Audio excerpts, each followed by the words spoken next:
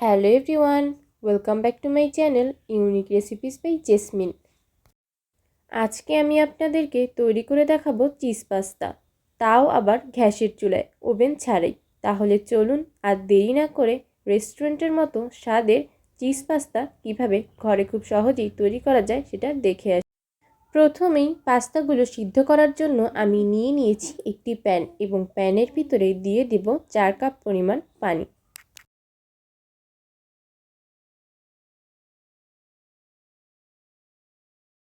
দিয়ে দেব স্বাদ মতো লবণ এবং 2 চা চামচ তেল। তেলটার সাথে আমি দিয়ে দিব 1 টুকরো লেবুর রস। লেবুর রসটা দেওয়ার পর লেবুটাকে আমি পানির ভিতরেই দিয়ে দেব এবং পানিটা ভালোভাবে ফুটিয়ে নেব। পানিটা ভালোভাবে ফুটানো হয়ে গেলে আমি এর ভিতরে দিয়ে দিব পাস্তাগুলো দিয়ে আমি পাস্তাগুলোকে এর ভিতরে ভালোভাবে সিদ্ধ করে নেব।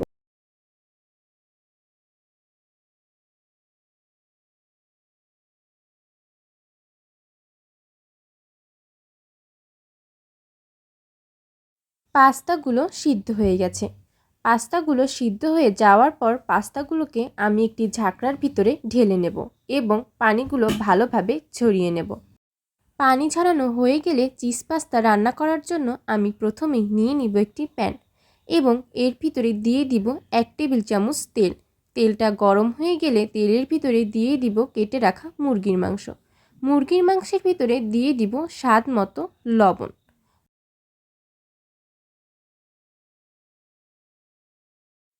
দিয়ে দেব 2 চা চামচ মরিচের গুঁড়া এবং দিয়ে দিব 1 চা চামচ হলুদের গুঁড়া।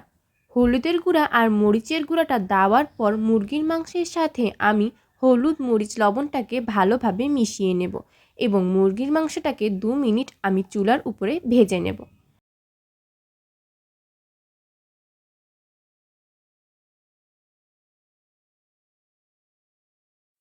মাংসটা সিদ্ধ হয়ে এলে এর ভিতরে আমি দিয়ে দিব কিউব করে কেটে রাখা পেঁয়াজ কুচি এবং পেঁয়াজের সাথে দিয়ে দিব ফালি করা 7-8টা কাঁচামরিচ।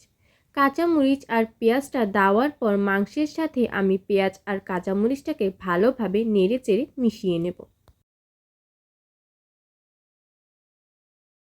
4 মিনিট মাংস আর পেঁয়াজটাকে ভেজে আমি এর ভিতরে দিয়ে দেব 2 চা চামচ সয়া সস এবং দিয়ে দিব হাফ কাপ পরিমাণ টমেটো সস।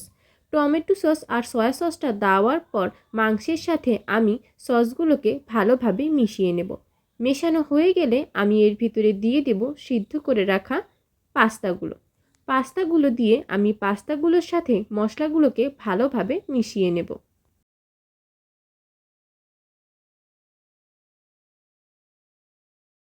পাস্তাগুলো মাংসের সাথে মেশানো হয়ে গেলে আমি পাস্তার ভিতরে দিয়ে দিব স্লাইস করে রাখা 2টো চিজ।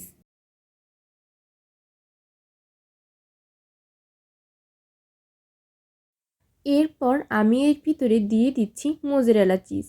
মোজারেলা চিজটা আমি ভালোভাবে পাস্তাগুলোর উপরে দিয়ে দেব।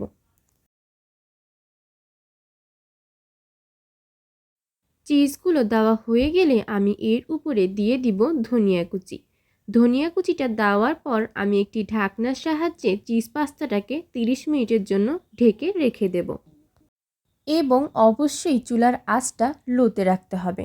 চুলার আঁচটা লোতে না রাখলে পাস্তাটা পুড়ে যাওয়ার সম্ভাবনা আছে এবং ঢাকনাটার ভিতরে যে ফুটাটা আছে সেটা আমি একটি কাগজের সাহায্যে বন্ধ করে দেব যাতে চিজটা ভালোভাবে গলে যায়।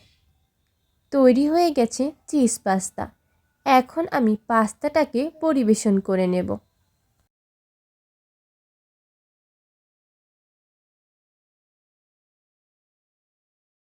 তৈরি হয়ে গেছে ওভেন ছাড়াই গ্যাসের চুলায় চিজ পাস্তা। তাহলে আর দেরি কেন, এখনই রেস্টুরেন্টের মতো স্বাদের চিজ পাস্তা বাড়িতেই বানিয়ে ফেলুন, তাও আবার ওভেন ছাড়া। আজ তাহলে এই পর্যন্তই। আবার কোনো একদিন আপনাদের সামনে হাজির হয়ে যাব নতুন কোনো এক রেসিপি নিয়ে। আপনারা যারা এখনও আমার চ্যানেলটি সাবস্ক্রাইব করেননি তারা প্লিজ আমার চ্যানেলটি সাবস্ক্রাইব করে ফেলুন, যাতে আমি কোনো ভিডিও দিলে সবার আগে পৌঁছে যায় আপনাদের কাছে। ভিডিওটি যদি ভালো লেগে থাকে তাহলে অবশ্যই একটি লাইক দিয়ে যাবেন এবং পাশে থাকা বেল আইকনটি ক্লিক করে দিবেন। আল্লাহ হাফেজ।